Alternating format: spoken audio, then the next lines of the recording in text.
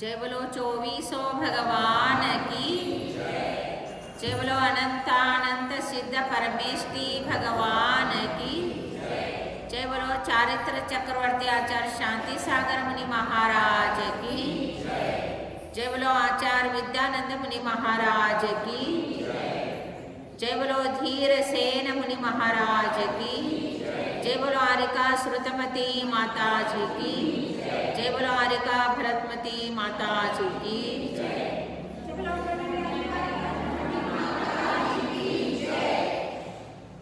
वंदितु सौवसिद्धे धुवमचल मनोवमंगदिं पत्ते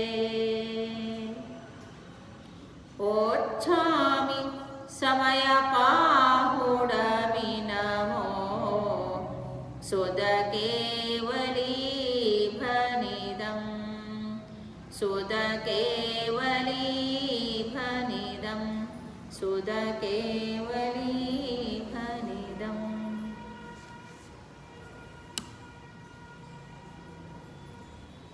समय सार का गाथा नंबर है 19। वो शंखा आचार्य ही करते हैं और प्रश्न ऐसे पूछते हैं,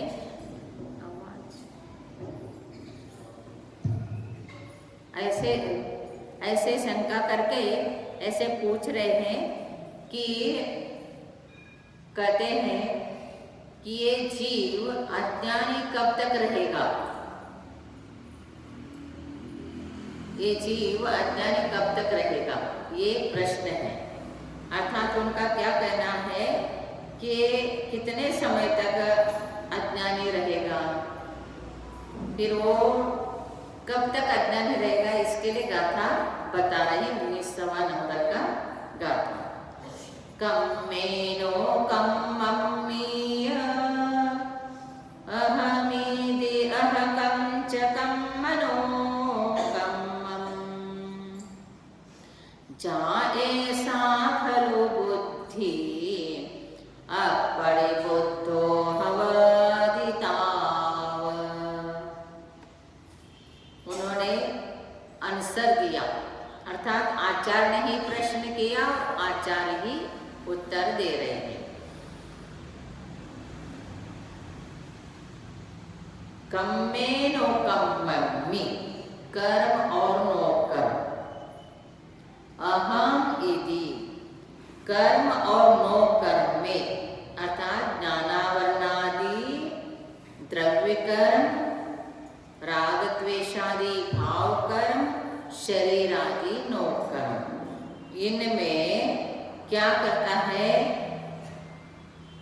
मैं अहम इति मैं हूँ, कर्म नो कर्म मैं हूँ, और अहम कंच कम नो कम, कर्म और नो कर्म मेरे हैं। और जाए सा खलु बुद्धि, जब तक ऐसी बुद्धि है ताव तब तक अपरिबुद्धो, एक ऐसे है अज्ञानी ही है। जब तक पर वस्तु को मैं कहता है तब तक क्या है, ये अज्ञानी ही है, अप्रतिबुद्ध ही है। इसलिए कहते हैं कर्म और नो कर्म को मैं कहना या मेरे कहना, ये अज्ञानता है। कर्म कितना जीव से भिन्न है, कर्म जो है जीव से भिन्न है, अलग है, फिर भी उसमें अहम बुद्धि करता है, और मैं कर्म हूँ, कर्म मेरे हैं। तो कभी हो सकता है क्या परद्रव्य अपना, कभी भी परद्रव्य अपना नहीं हो सकता है, फिर भी ये जीव परद्रव्य को ही मैं करता रहता है।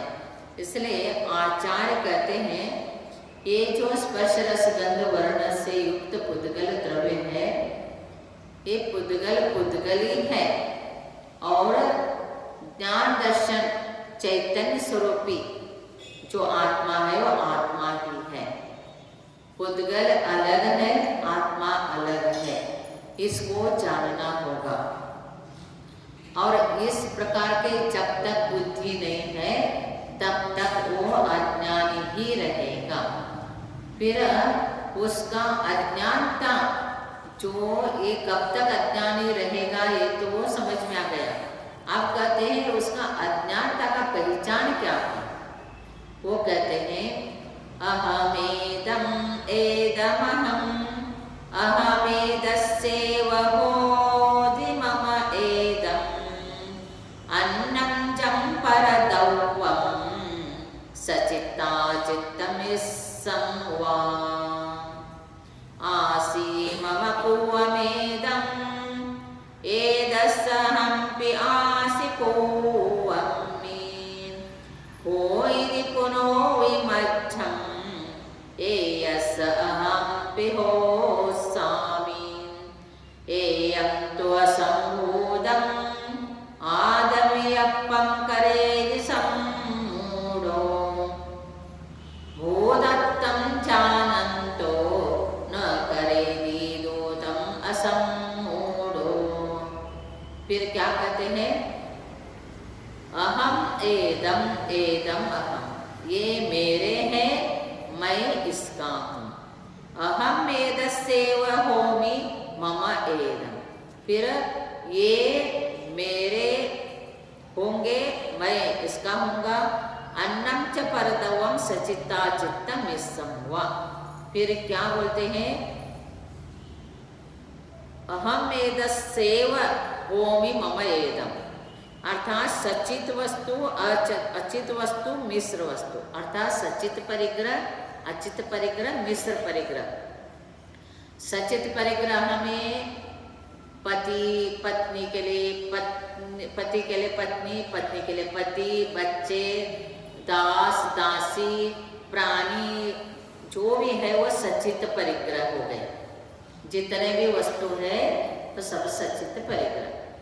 फिर अचित परिग्रह घर, खेती, आभूषण, वस्त्र, अलंकार आदि सब, धन धान्य, ये सब अचित परिग्रह हो गया। फिर मिश्र परिग्रह ग्राम, नगर, खेत, करवट, इसमें जीवंत वस्तु भी रहते हैं और भौतिक वस्तु भी, तो वो मिश्र परिग्रह। इस प्रकार से सचित अचित मिश्रम हुआ। अहम एदम एदम अहम, इन परिग्रह को मैं हूँ और मेरे ये है, इस प्रकार वो समझता है। और क्या कहता है? आसी मम पूर्वमेदम, ये मेरे थे। एदस्सहंपि आसी पूर्वम, पूर्व में मैं इसका था। ये सारे सचिताचित मिश्र परिग्रह मेरे थे और मैं इसका था पूर्व में, पास्ट में। वर्तमान में मैं ये मेरे है, मैं हूँ और मेरे ये।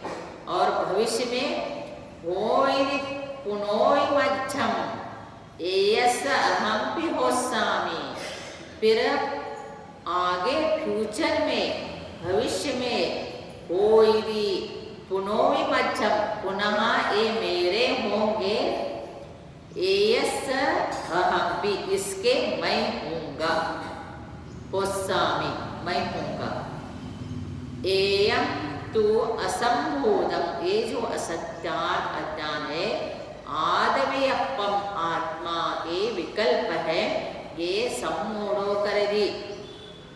इस प्रकार परद्रव्य में मैं मेरा मेरा, मेरे थे मेरे है, मैं उनका था और मैं इसका हूँ, ये मेरे हैं, मेरे इसके, मैं इसका हूँगा, ये मेरे होंगे। ये जो है सम्मूढ़ो अज्ञानता है। और कोई भी वस्तु हम जीव चैतन्य होके इसको मेरा है, मेरे थे, मेरे होंगे आदि हम कह रहे हैं, लेकिन वो जड़ पुद्गल वस्तु ने कभी भी हमको कहा ही नहीं कि मैं इसका था, इसका हूँ, इसका होऊंगा, ऐसे कभी नहीं कहा। जो जितने भी आपके खेती है, आपके नाम से खेती हुआ तो उसको क्या करते हैं, मेरा, और मैं इसका मालिक हूँ। और यदा कदाचित खेती को दूसरे को बेच दिया जाए तो आप उसका मालिक हो गया। वो कौन हो गया, दूसरे व्यक्ति हो गया। वो दूसरे व्यक्ति भी किसी को बेचेगा तो उसका नहीं। तो पैसा भी आपके पास है तो मेरा ये धन है। गाय, हाथी, घोड़ा, गोधन मेरा, प्रभाव ये सब मेरा है। लेकिन उसको जब दूसरे के पास दिया जाएगा वो आपका नहीं हुआ, उसका हुआ। तो वस्तु, पुद्गलिक वस्तु, स्पर्श रस गंध से युक्त वस्तु कभी अपना नहीं करता है, कभी अपना हो ही नहीं सकता है। फिर भी ये जीव मैं और मेरा मेरा मेरे होंगे ऐसे कह के संसार में अज्ञानता के कारण परिभ्रमण करना है। और जड़ पुद्गल तो जैसे के वैसे ही जहाँ के वही है, वो कहीं नहीं जा रहे, कहीं नहीं आ रहे। सिर्फ और जीव और अजीव, जीव और पुद्गल, जीव और कर्मों के संबंध से ये सारे राग द्वेष और राग द्वेष के कारण ही ये मेरा और तेरा होता है। और राग द्वेष नहीं रहेगा तो वस्तु जैसा जहाँ का है वहीं का है, और मैं क्या समझूंगा, और वस्तु जो है स्पर्श रस गंध वर्ण से युक्त पुद्गल द्रव्य पुद्गल ही है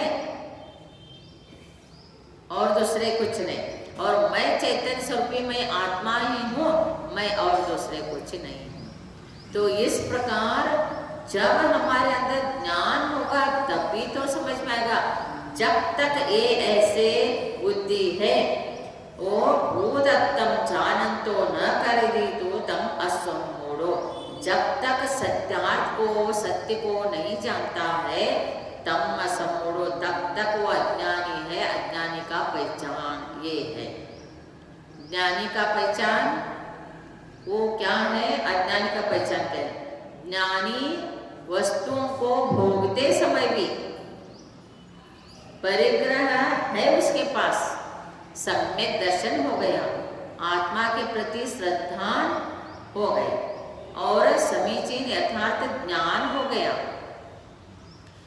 तो वो उपभोग करते हुए भी, इतना ही नहीं, एक घर ही होंगे आपके पास, कुछ एकड़ जमीन ही होंगे आपके पास, लेकिन उसका कितना अहंकार करते हैं, पैसे का अहंकार करते हैं, घरदार का अहंकार करते हैं, मैं सुखी दुखी, मैं रंग राव, मेरा प्रभाव आदि किसी चीज का भी ज्ञान का मद करते हैं, ऐश्वर्य का मद करते, रूप का मद करते, सब करते।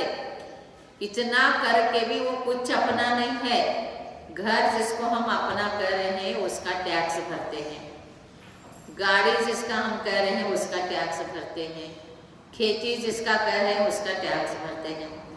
वो कंप्लीटली ये हमारे ही डजंट बिलोंग टू अस, हमारे को पूर्ण रीति से बिलोंग नहीं करते हैं।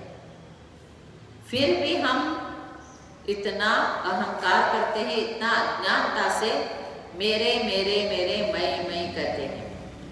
चक्रवर्ती 6 खंड को जीत लेते हैं। चक्रवर्ती के पास गंगा देवी, जैसा गंगा नदी है वो देवियाँ रहती है, गंगा नदी, सिंधु नदी के देवियाँ और बहुत से समुद्र में रहने वाले देवियाँ सब चक्रवर्ती के वश में आ जाते हैं।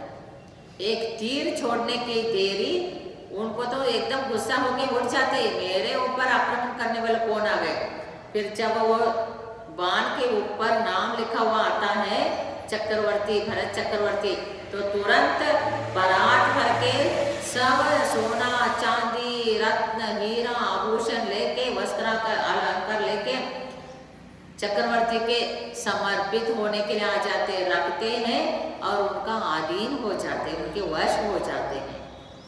इतने सारे होने के बावजूद भी चक्रवर्ती एक क्षण के लिए भी क्या नहीं करता है, मोह नहीं करता है। और जो चक्रवर्ती ने वो संपत्ति को मोह से मेरा और इसको नहीं छोड़ सकता हूँ ऐसे जब कहा, तब तो वो नरक गया। और जिसने छोड़ा, दीक्षा भी लिया, लेकिन थोड़ा हो तो यत्किंचित मात्र कुछ ना कुछ मोहरन से वो मोक्ष नहीं गया, सर्वासिद्धि गए। 2 तो स्वर्ग गए, 2 तो नरक गए, 8 मोक्ष गए। ये संपत्ति ही सबके पास समान है, वैभव सबके पास समान है, रानियां सबके पास समान है, 9 निधि है, 14 रत्न है। फिर भी जो चक्रवर्ती, जो सम्यक दृष्टि, चाहे चक्रवर्ती हो, चाहे श्रावक हो, चाहे कोई भी हो, तो उसका उपभोग जरूर करेंगे, उसको लेके यूज जरूर करेंगे। लेकिन ये दूसरे के लिए है, मेरा नहीं है। ये दूसरे के लिए करना है, मेरे लिए नहीं है। जो भी मैं प्राप्त कर रहा हूँ एक परोपकार के लिए है, मेरे लिए नहीं है। ऐसे करके कमाता भी है, दान भी करता है, दान से दान होता जाएगा तो उसको पुण्य का बंध विशेष बनेगा, तो उसको द्रव्य क्षेत्र काल भाव सब कुछ अच्छा मिलेगा, चतुर्थ काल जैसा मिलेगा। फिर उसको ज्ञान, यही ज्ञान उसको मोक्ष लेके जाएगा। और जब तक ये ज्ञान नहीं है अपने पास, सब कुछ मेरा मेरा, मैं इसका ऐसे कहने से अज्ञान ही रहेगा। और उपभोग करने से भी वो छोड़े ना छोड़े, वो तो छोड़ के जाने वाला है। वस्तु तो कोई भी साथ में नहीं रहता है। और फिर उसके प्रति हम यदि मोह छोड़ देंगे तो वो वस्तु छूट गया। तो दान करेंगे तो वस्तु के प्रति मोह छूट गए। जो दान आया है वो परोपकार के लिए आया, और जो दान लेता है वो परोपकार के लिए लेता है।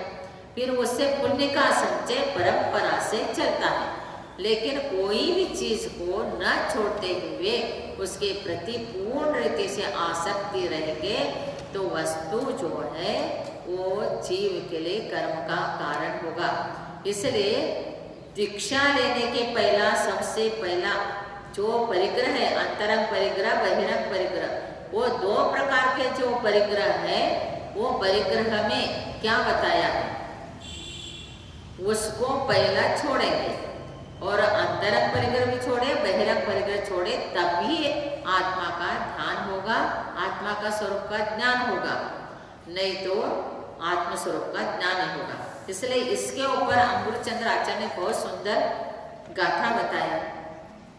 उसमें क्या बताया आप देखो। जैसे कोई पुरुष ईंधन और अग्नि को मिला हुआ देखकर ऐसा झूठा विकल्प करता है कि अग्नि है वह ईंधन है। ईंधन का अर्थ क्या है, जलने वाला लकड़ी, लकड़ी हो, कोई वस्तु जलता है वो, तथा ईंधन है वह अग्नि है। अग्नि का ईंधन पहले था, ईंधन की अग्नि पहले थी। अग्नि का ईंधन आगामी होगा, ईंधन की अग्नि आगामी होगी। इस तरह ईंधन में ही अग्नि का विकल्प करता है, वह झूठा है। अग्नि अग्नि तो है, अग्नि अलग है, ईंधन अलग है। जब तक आप उस लकड़ी को माचिस से नहीं जलाओगे तो माचिस अग्नि अग्नि है, उसका उष्णता अलग है, और जो अपने लकड़ी है, ईंधन है, वो अलग है। तो फिर जब अग्नि से ईंधन जलता है, लकड़ी जलता है, ईंधन का अर्थ क्या है, जलने वाला पदार्थ को ईंधन कहते, जलाने वाले को अग्नि कहते। तो जब ईंधन को जला रहा है अग्नि, तब आप ईंधन और अग्नि को एक मानेंगे तो गलत हुआ कि नहीं हुआ? यहाँ पर तो दिख रहा है गलत, लेकिन परद्रव्य को मेरा मैं मेरा करे तब नहीं दिखता, तब नहीं दिख रहा है ना। तो इसलिए कहते इसी से अप्रतिबुद्ध में से अज्ञानी पहचाना जा सकता है, इससे अज्ञानी है ये पहचान जा सकता है। उसी तरह दृष्टांत है, ये तो दृष्टांत हो गया, अब दृष्टांत देते हैं। जैसे कोई परद्रव्य में असत्यार्थ आत्मविकल्प करे, अर्थात झूठा आत्मविकल्प करे कि मैं यह परद्रव्य हूँ और यह परद्रव्य है वह मैं हूँ, यह मेरा परद्रव्य है, इस परद्रव्य का मैं हूँ, मेरा यह पहले था, मैं इसका पहले था, मेरा यह आगामी होगा, मैं इसका आगामी होऊंगा। कोई भी एक पत्नी है, बहुत अच्छा सेवा करती है, सब कुछ आज्ञा पालन करती है, तो क्या बोलते हैं, तू ही मेरी पत्नी बन जा अगले खो में भी। और वो बोलती है मेरा पति इतना अच्छा है, जो मैं चाहती हूँ सब देता है और सब मेरे बात मानता है, यही पति मेरे अगले खो में हो जाए। बच्चे आज्ञाधारक है, बहुत अच्छे बच्चे हैं, सास ससुर बहुत अच्छे हैं, परिवार यही मेरा आगे भी हो जाए। और अब भी है ऐसे जो भाव है, ये सब अपना आत्मविकल्प अज्ञानता से है, उसमें परिग्रह को मेरा मैं कहना ये सब अज्ञानता है। इसलिए ऐसे कहने में तो आता है। इसी के कारण जब आप हरिवंश पुराण मेरे मन में आ जाया था, थोड़ा सा श्री कृष्ण महाराज का भी हरिवंश पुराण शाम को पढ़ाएंगे, तो वो बहुत सुंदर है। जहाँ जहाँ इम्पोर्टेंट है, जो जो आवश्यकता है, वो आज शाम से मैं हरिवंश पुराण पढ़ा के बताऊंगी। सभी को आना है तो ये सब पता चलेगा कि पूर्व जन्म से कैसे चलते आता है 10-10 भाव, और एक एक भाव में क्या भावना करने से, क्या भाव भाने से उनको ऐसे ऐसे मिला। इतने बच्चे क्यों मिले, ये वो बच्चे के पिता कौन हो गए, माता कौन हो गए, बच्चे कौन हो गए, ये सब चाहे वो नेमिनाथ भगवान के पिताजी से लेके श्री कृष्ण भगवान के पिताजी तक 10 पुत्र अंतःपुष्टि के, उसको जानो वो कैसे पूर्व में क्या थे, कैसे उनके पुत्र होते होते आ गए। और श्री कृष्ण महाराज जब जन्म ले तो उनके भी 6 भाई थे। वो 6 भाई देवकी को जो हुए युगल युगल, वो भी 7 बच्चे उनके कैसे हो गए। और यही श्री कृष्ण बना, वही वसुदेव बना, वही देवकी बनी, कैसे बने, ये सारे बहुत अच्छा विषय है, इसको जानना चाहिए। तो इसलिए इससे संबंधित है। तो आज आपको हरिवंश पुराण में से कुछ बहुत अच्छे पॉइंट को बताना।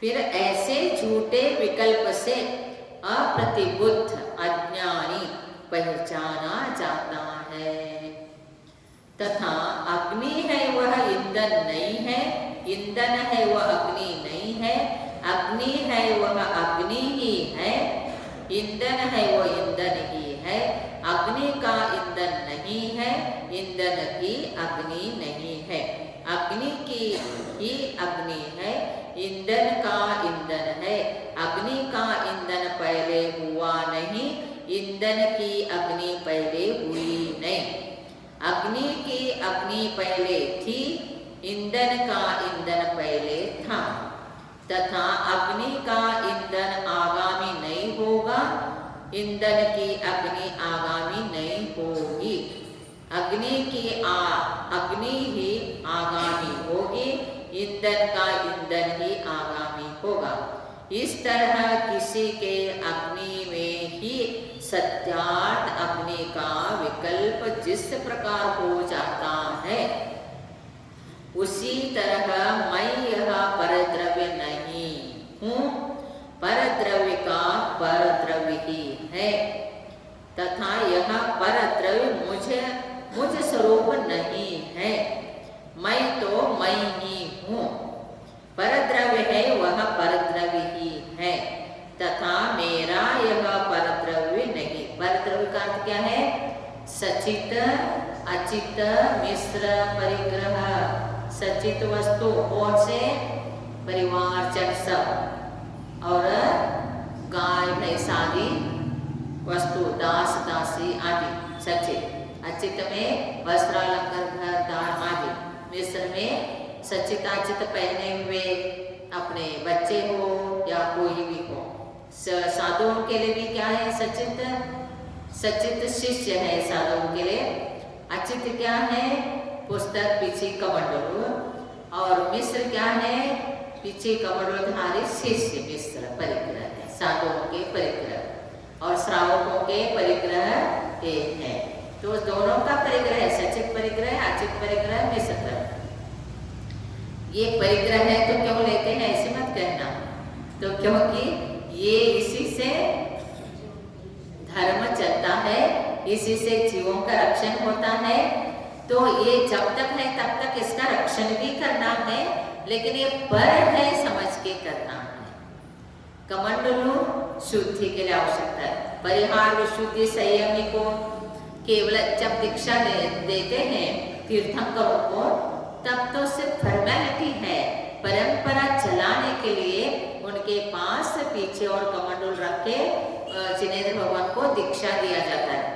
वो जो स्वयं दीक्षा लेते हैं उनके पास पीछे कमंडलों की आवश्यकता नहीं पड़ता है, उनको कोई परिग्रह रहता ही नहीं है। वो सिर्फ दीक्षा ले लेते हैं और तपस्या करके केवल लेकिन उनके परंपरा से जिनके अनुयायी हम जैन लोग जिन दीक्षा धारण करते हैं, जिन लिंग धारण करते हैं, तो लिंग का चिन्ह ये सिंबल है, वो इसके बिना नहीं चलेगा। अदरवाइज बिना पीछे के कोई भी होता है दिगंबर होगा तो बहुत से उज्जैन नगर में देखो कितने नदी के शिप्रा नदी के तट पर हजारों नंगे हैं। तो क्या होगा? तो मिथ्या तप हो जाएगा। जो आत्मा को जाना है, दर्शन ज्ञान चरित्र मोक्ष मार्ग में चल रहा है, उसको पीछे कमंडलू आवश्यक है, क्योंकि सप्त धातु सहित है और यहाँ पर हीन संबंध वाले और जो वृत्तिधारी होते हैं चतुर्थ काल में, उनको पीछे कमंडलू रखने की आवश्यकता नहीं पड़ते हैं, लेकिन वे एक चिन्ह रूप से रखते हैं। वो आहार करते हैं लेकिन उनको मलमूत्र आदि निहार नहीं होता है। विहार करते हैं लेकिन जीव हिंसा नहीं होता है। पीछे कमंडलू इसलिए चाहिए आहार, निहार और जीव का रक्षण के लिए ये पीछे कमंडलू की आवश्यकता है। तो इससे ही जैन धर्म का रक्षण भी होता है और जैन धर्म का फॉलोवर्स मीन्स मुनि, आर्यिका, श्रावक, श्राविका चतुस्संग से जैन धर्म चलता है।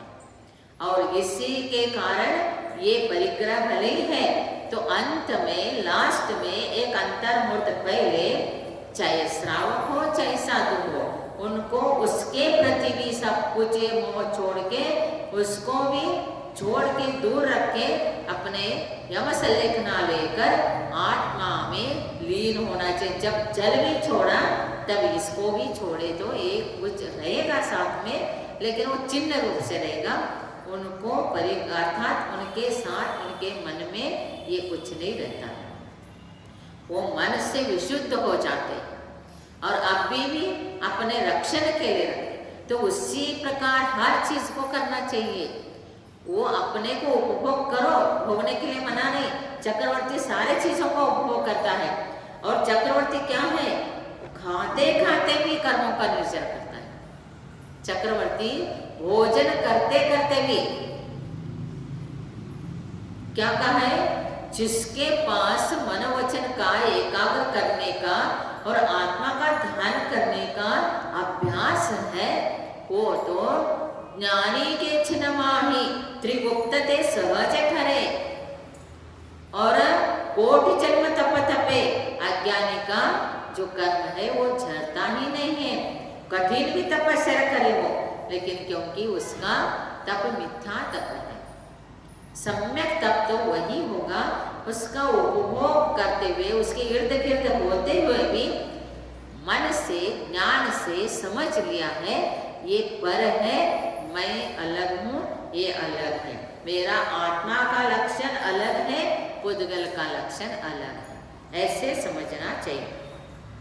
इस परद्रव्य का मैं नहीं हूँ, अपना ही मैं हूँ, परद्रव्य का परद्रव्य है तथा इस परद्रव्य का मैं पहले नहीं हुआ, यह परद्रव्य मेरा पहले नहीं था, अपना में ही पूर्व में था, परद्रव्य का परद्रव्य पहले था तथा यह परद्रव्य मेरा आगामी न होगा, उसका मैं आगामी न होऊंगा, मैं अपना ही आगामी होऊंगा, इस परद्रव्य का यह परद्रव्य आगामी होगा, ऐसा जो स्वद्रव्य में ही सत्यात आत्मविकल्प होता है, यही प्रतिबुद्ध ज्ञानी का लक्षण है, इसी से ज्ञानी पहचाना जाता है। ज्ञानी कौन अज्ञानी कौन पहचाना जाता है। अभी भी बहुत से सामान्य लोग हैं, उसमें जो धर्मात्मा कौन है, अधर्मात्मा कौन है, पुण्यात्मा कौन है, पापात्मा कौन है, स्वाध्याय कौन करता है, स्वाध्याय कौन नहीं करता है, पहचान में आता है।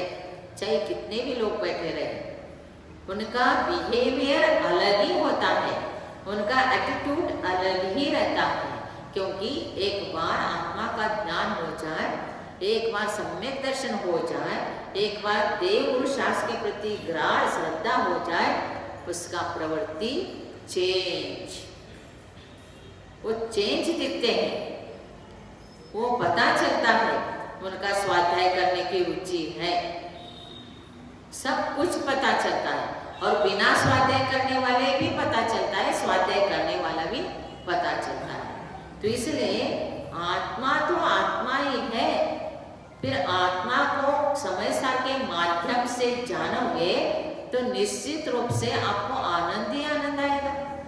फिर देखो, खाना भी खा रहे हैं, बिना आत्मा को जाने भी खाना खा रहे हैं, आत्मा को जानकर भी खाना खा रहे, सम्यक दर्शन के बिना भी खाना खा रहे थे, सम्यक दर्शन के बाद भी खाना खा रहे, सम्यक दर्शन के बाद भी संसार कर रहे, मिथ्यात्व में भी संसार कर रहे थे। कितना फर्क है, कितना फर्क है। जैसा कबूतर और तोते में फर्क है। कबूतर को 4 दाना डालो, वो आप कितना भी उड़ाओ वहीं आके बैठेगा, वो बंधन पसंद करता है। और तोते को सोने के पिंजरे में रखो और बढ़िया सेब, अनार, अमरूद, पेरू ये सब खिलाओ, तो भी वो दरवाजा उगड़ने की वेट करता है, कब दरवाजा उगड़े, कब मैं उड़ के चला जाऊं। वो बंधन ही डजंट लाइक, उसको पसंद नहीं है, बंधन ही पसंद नहीं। वैसे सम्यक दृष्टि सोने का थाली में भी भोजन करे और सारे सोने का मकान में भी क्यों न रहे, लेकिन वो सोचता है कि ये मेरा पुण्य का फल है, वो मैं भोग रहा हूँ। क्योंकि पाप को तो तुम नाश करते हो, निर्जरा कर सकते हो, फटाफट उदीर्णा करते हो और जल्दी कर्म निर्जरा करके मोक्ष जा सकते, लेकिन पुण्य को उदीर्णा नहीं कर सकते।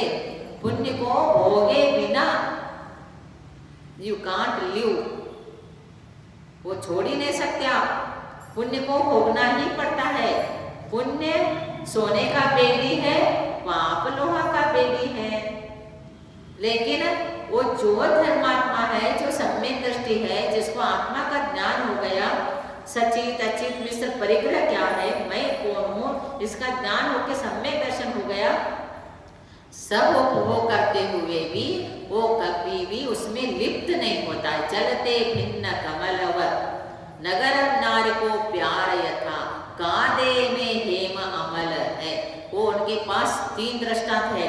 सम्यक दृष्टि घर में संसार करते हुए, जैसा चलते भिन्न कमल, जल में ही कमल है, पत्ता है, लेकिन वो अलग है, वो उसको पकड़ता नहीं है। और जो नगर नारी को प्यार रखा, जो नगर सुंदरी होते हैं, वो प्यार किसी से नहीं है, बस उसको पैसा कमाना। और जो कांधे में हेमल है, कीचड़ में सोना डालो तो भी वो चमक अपना स्निग्धत्व चमक भारी उसका पुनः नहीं छोड़ता। वैसे सम्यक दृष्टि संसार में रहकर भी वो सब कुछ उससे अलिप्त रहता है। भोग करते सो भी ये मेरा नहीं है ये कह के भोगता है। ऐसे सम्यक दृष्टि बन के संसार में रहते हुए फिर चारित्र धारण करके इस संसार से पार होना है। जय बोलो 24 भगवान की। नमो अरिहंताणं नमो सिद्धाणं